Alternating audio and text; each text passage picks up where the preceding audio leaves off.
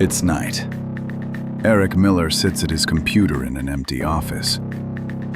The screen displays spreadsheets showing millions of dollars in investments gone missing.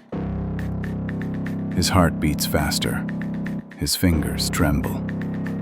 When you trust people you consider friends, every decision feels safe.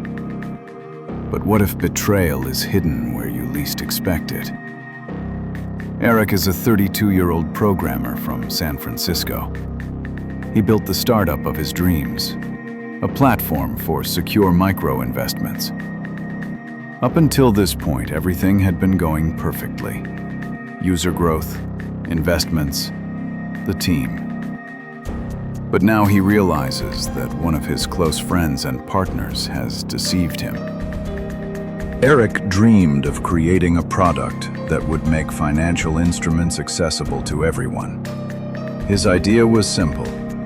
People with low incomes could invest safely and earn fair returns.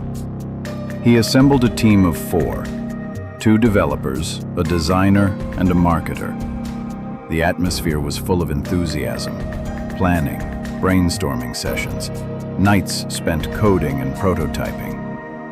Everyone sees the success and brilliance of a startup, but no one sees the sleepless nights and nervous breakdowns that precede the first launch. The platform is launching. The first users are investing, and initial feedback is positive. User growth is 50% in the first month. Eric believes they're on the right track. Every new user felt like confirmation that the dream was real. But in the startup world, luck is a fragile thing. A few weeks later, Eric notices anomalies. Money is disappearing from the platform's accounts. He checks the transaction logs and sees suspicious transfers. Eric tries to discuss this with Jason, one of the partners responsible for finance. Jason explains that it's a system error. When you encounter lies, they always disguise themselves as truth. And when trust is broken, even friends can become enemies. Eric notices that the team is starting to shy away from him. Jason persuades the marketer to tell others that Eric is leaking information to competitors.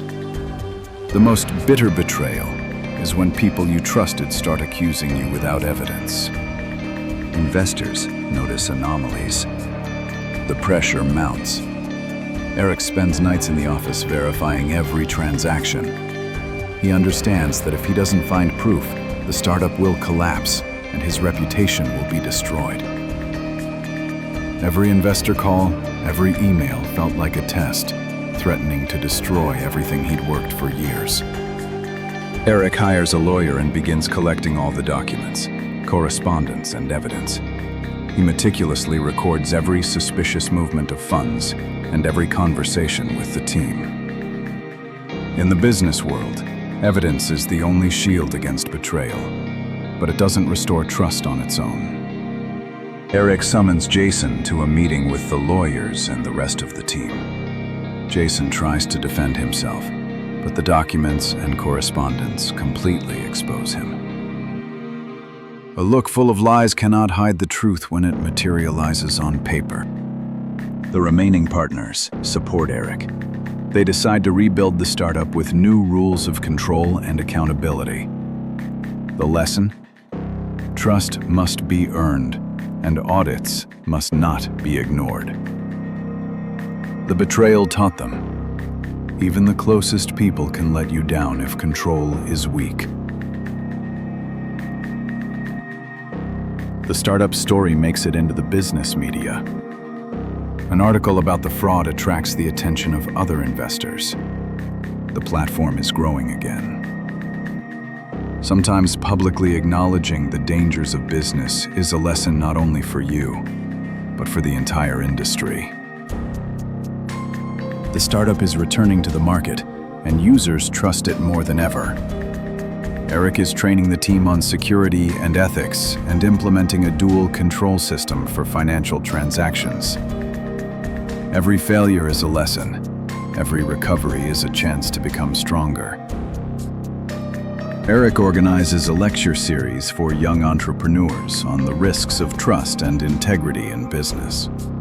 He has become a symbol of how to properly respond to betrayal and restore reputation. True victory lies not in punishing the betrayer, but in building a system where trust is not destroyed.